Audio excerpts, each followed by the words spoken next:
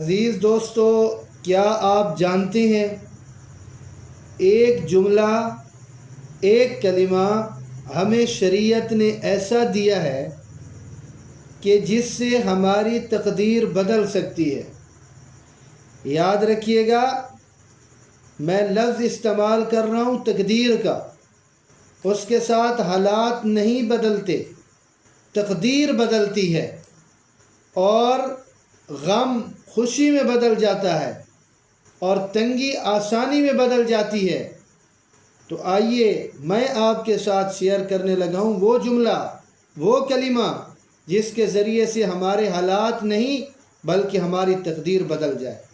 जनाब नबी करीम सल्लल्लाहु अलैहि वसल्लम ने फरमाया कि जो कसरत के साथ इस्तग़फ़ार करता है, अस्तग़फ़िरुल्लाह अस्तग़फ़िरुल्लाह पढ़ता है, अल्लाह रब्बुल इज़्ज़त उसे वहाँ से रिज़्क़ अता फरमाती हैं जहाँ पे उसे गुमान भी नहीं होता, और अल्लाह रब्बुल इज़्ज़त उसे हर तंगी से आसानी की तरफ निकाल लेते हैं, हर तंगी से निकाल लेते हैं आसानी की तरफ, और उसका हर गम खुशी में तब्दील हो जाता है।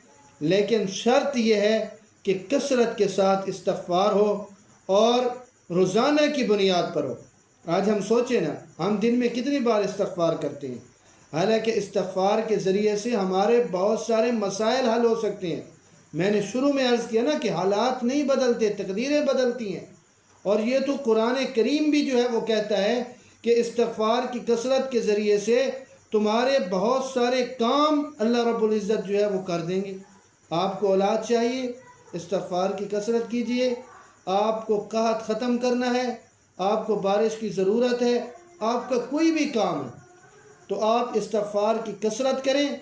ये वो जुमला है, ये वो कलिमा है जो हमारे हालात नहीं बल्कि हमारी तकदीरें बदल के रख सकता है।